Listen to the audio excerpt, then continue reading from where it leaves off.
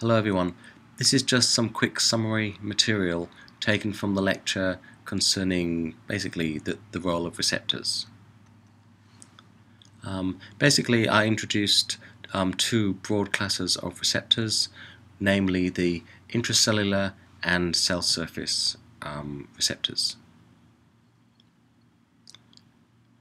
Typically the cell surface receptors are transmembrane proteins.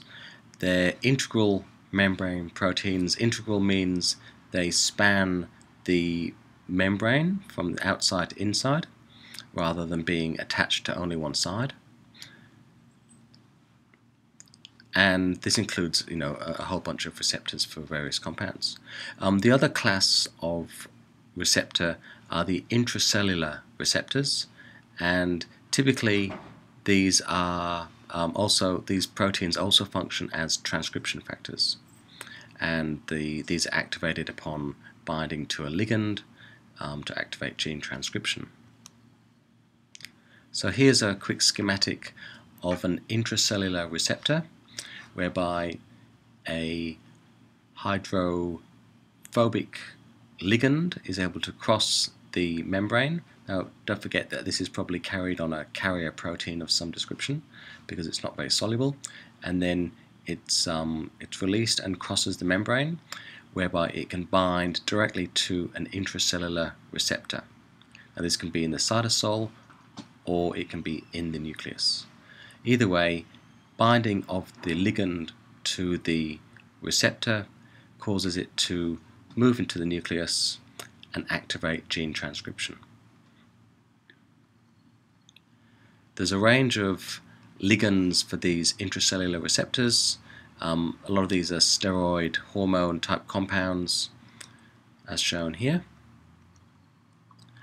Now, this is just showing the conformational change that occurs upon binding of the intracellular protein to the ligand. So when the ligand binds, it causes a conformational change in the protein and causes some changes that we don't look at in any great detail, but it allows the protein to be transported to the nucleus to activate gene transcription. Here's another schematic from another textbook showing a DNA binding domain here, transcription activation domain, a ligand binding domain, and also shows the same protein bound to a ligand, this time with the DNA binding domain bound to a piece of DNA to activate gene transcription. So again, this conformational change is instigated by the binding of the ligand to the intracellular receptor. Now, the other broad class of receptors that we've talked a lot about are the cell surface receptors. Now, the number of cell surface receptors can be modulated by the cell, so the cell has ways of upregulating and downregulating the number of cell surface receptors. We looked at one of these processes in a little bit of detail. I'll just quick skip that.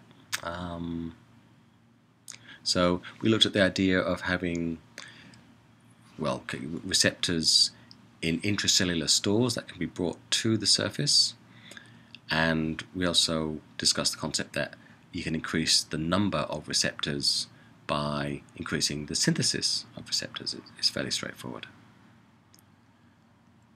One of the ways of down-regulating the number of receptors on the cell surface membrane is, you can decrease the synthesis of receptors, but there's also a process called receptor-mediated endocytosis.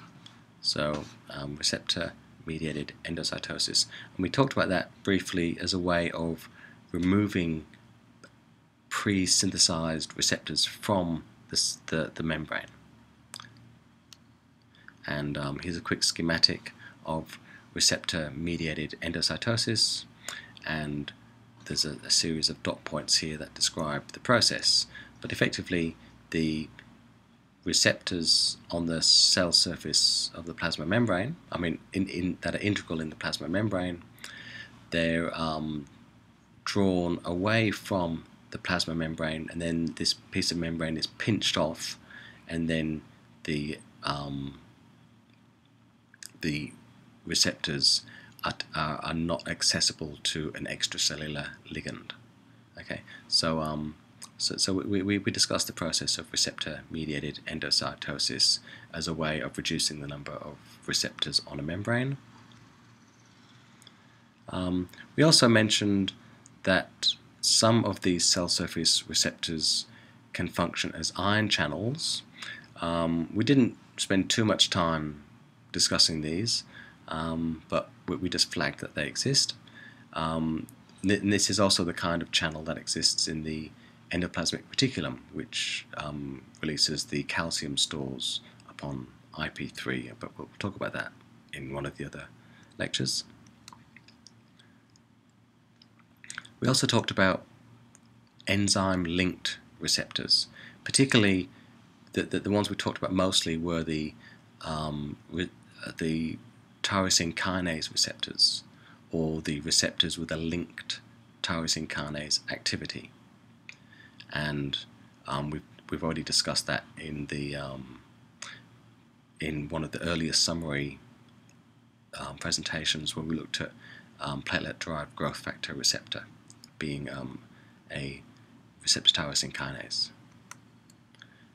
With the receptor tyrosine kinases, you can have two single-pass transmembrane proteins which are brought together by the ligand, and once these two components of the formed receptor are brought together, then it allows the catalytic domain of each chain to become active, and then this tyrosine kinase can phosphorylate the tyrosine residues on this chain, and this tyrosine kinase can phosphorylate the tyrosines on this chain. So these are the ones with intrinsic tyrosine kinase activity.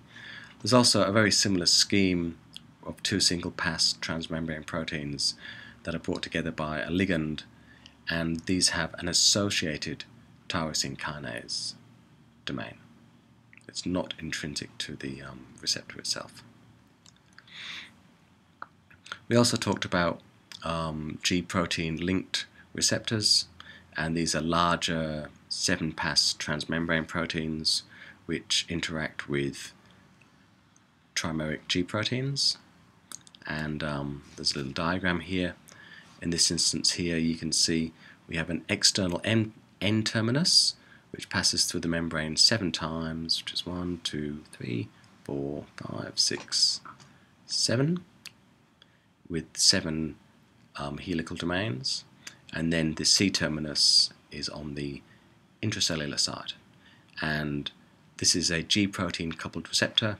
The heterotrimeric G proteins interact with this region of the receptor around loops 5, 6, and 7. So there's a loop here and a C-terminus here coming from the alpha helices, numbers 5, 6, and 7. So this is where the G proteins interact with the receptor.